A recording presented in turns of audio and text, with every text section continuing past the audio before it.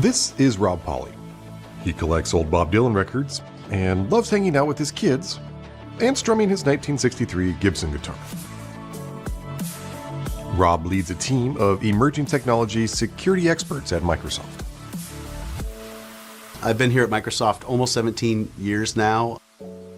This role that I have is unlike any others. I have to be honest with you. I think there's probably only 3 teams like mine, maybe, in the world. Haven't run across too many so far, but we get to work with the latest and greatest innovation that's happening. The second thing that we get to do is we actually get to kind of help deploy that work into our own company and see the results that it bears there. We work very closely with all levels of our engineering teams, from vice presidents to the chief technical officers, all the way down to individual feature teams, kind of helping them understand the perspective of the enterprise. And then lastly, and probably like the one part that I find to be really the most rewarding, is I get to be the trusted advisor to the Fortune 100. And because they come and ask, how did you do it? And we get this great discussion going about why we've made certain choices, what could they do to help their environment. And they inform us as well about things that they do much better than we do. So it's really, really a rewarding experience. The things that you need to do to, like the requirements that you have to meet, whether they're regulatory or internal governance processes, those aren't different, but how you go about it's changed. Before we had security gates. So every time we needed to go through, someone wanted to go deploy something in a data center or have a new server racked, I mean, there's a bunch of check items. So you'd have to go through like, okay, procurement, great. They look through it. Did you have the security check on that? Great. Let's go put it in this environment. Great. Before we go into put it into production. It's challenging because all of these processes that you've built up for the past 20 years, they're no longer relevant. The speed of business innovation is quicker by the day, and central IT can no longer use a linear model to support security. The team needed to find ways to take advantage of new capabilities and rethink how security could become part of a system with distributed roles and responsibilities.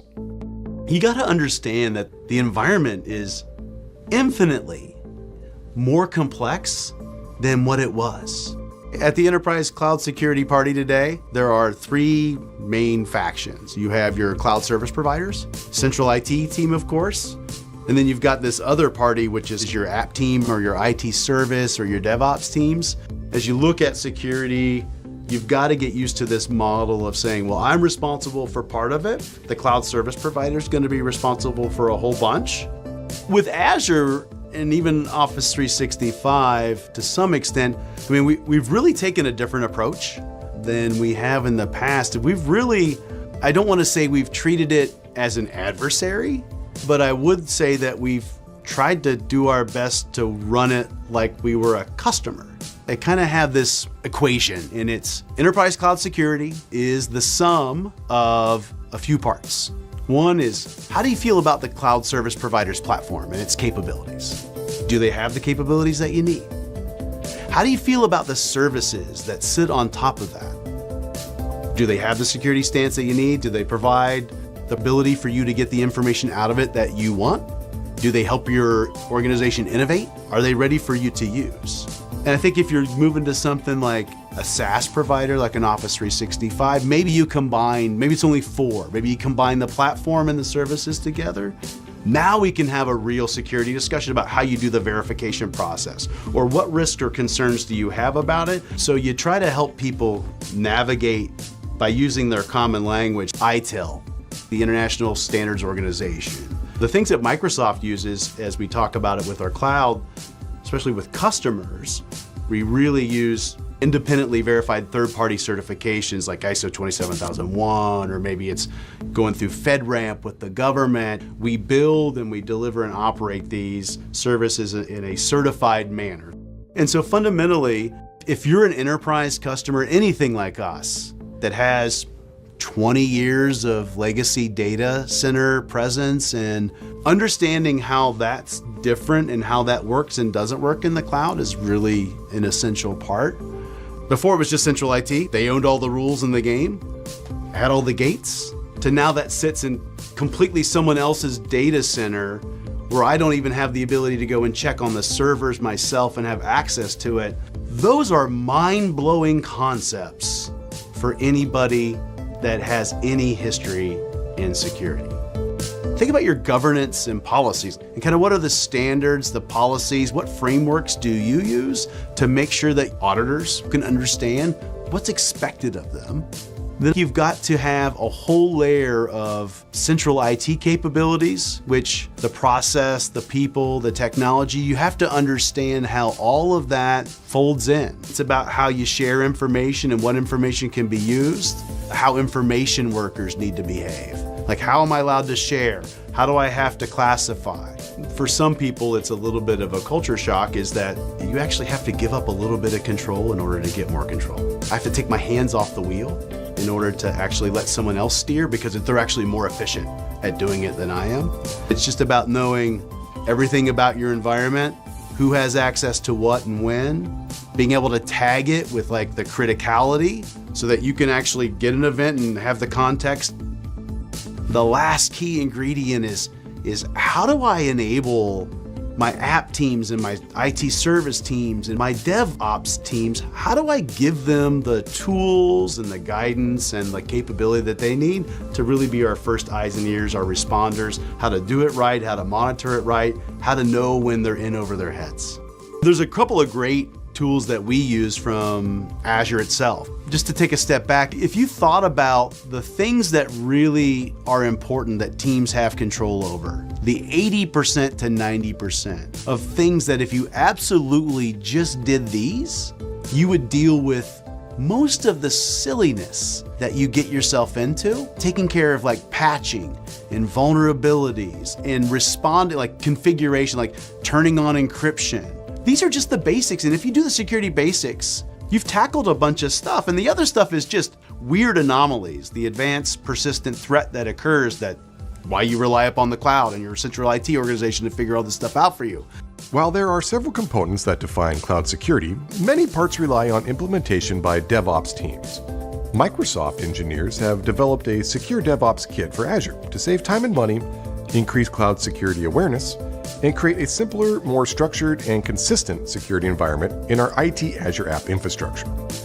Microsoft is now sharing this secure DevOps kit with customers, so you can have access to these best practices and helpful tools for building and working securely in the cloud, including automation, extensions, plugins, templates, modules, and more.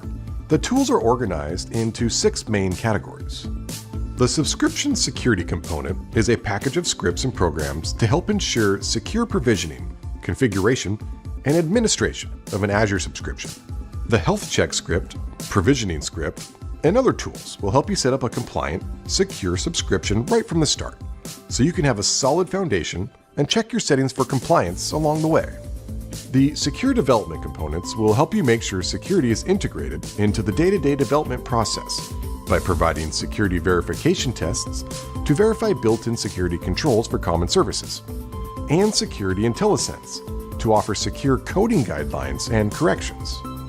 The build release tasks for continuous integration and continuous deployment will let you check subscription and resource security during automated build and deployment. The Continuance Assurance tool helps you stay current with Azure security feature improvements to keep the state of your security from drifting. It also encourages adherence to security best practices such as key rotation and separation of duties. A central dashboard for alerting and monitoring will let you view reports on the state of their security and trends for their Azure subscriptions and applications. The Operations Management Suite dashboard builds all the necessary components needed for security state monitoring. The Secure DevOps Kit generates telemetry events from all stages that use automation, scripts, or extensions. The telemetry supports a data-driven approach to agile development and DevOps by allowing you to make measured and accurate security improvement decisions in a continuous fashion. The Secure DevOps Kit was designed by engineers working in the cloud to simplify security checks and compliance, and to put the latest security best practices and tools at your fingertips. Azure Security Center really helps our DevOps teams optimize their specific IT environment and puts them in a position to be able to establish policy, to be able to identify someone as a security contact. So you establish the ownership of the role and the competency, and then you get all of this amazing insight. Oh, by the way, did you know that this RDP port was open and that you've had a bunch of failed attempts, someone trying to hit this port? And that gives you like really specific and actionable recommendations to go along with it that really puts a lot of power in the hands of someone who's not a security person. And I think that's the whole key to making your DevOps organization a success in your enterprise. I think we can make the argument that one actually could be much safer in the cloud than they could on-premise. I think fundamentally one of the reasons would be that there's way too many bad guys out there and not enough good guys. If you're the only good guy fighting for you inside your moat defending your castle, that's not gonna work. There's too many bad guys, too many threats, too many things out there. So let a cloud service provider who's got purview over hundreds or thousands or tens of thousands or hundreds of thousands or millions of customers and all of that event information coming in, let them do a bunch of that recon for you, because it's so hard to keep up with advanced persistent threat. I think we collect some crazy amount of like 10 billion events a day from Windows machines that are on premise. It's like 10 billion pieces of hay, looking for just a couple of silver needles in each of them. So one of the things that we're really driving to with Azure, what we get is we actually get the needles, because they provide all of that back to us through data lakes and machine learning, and there's a bunch of goodness there. I can know who has access to what at any time. I can use a graph to actually pull together all of the information that I need to determine what happened, what transpired, who was affected by it, and what else may occur. OMS itself is over 30 solutions that help you manage everything from like best practices for your server deployment, best practices for your AD environment, monitoring your Key Vault implementation, doing log analytics and helping you secure that, doing like configuration of baselines for your operating systems, and so many, many more things based upon all this log information that's available. But the cloud actually gives you so much more than what you actually ever have on-prem. Because the one thing that I know to be true is that I get billed for everything that I use. And if I get billed for everything that I use, now I understand everything that I have. And if you can just start from that, I mean, that's the most fundamental thing about security, is knowing what your attack surface is. And as soon as you can understand that, now you've got something really, really powerful from which to build vulnerability management, patch management, configuration management, policy. As a longtime member of Microsoft IT, especially in today's world, I will honestly say that it's our duty, not only to the company, but to anybody else who wants to do this, to kind of share our experiences. For me, it's a bit of an honor to actually do it. It's really cool that not only get to do it, but I actually enjoy being like the trusted advisor. Working on the cloud is just so much fun. I can't believe all of the challenges that you get to face every day. And for me, having those challenges and those problems and those opportunities, I mean, that's why we work here at Microsoft, is to solve the biggest, toughest challenges.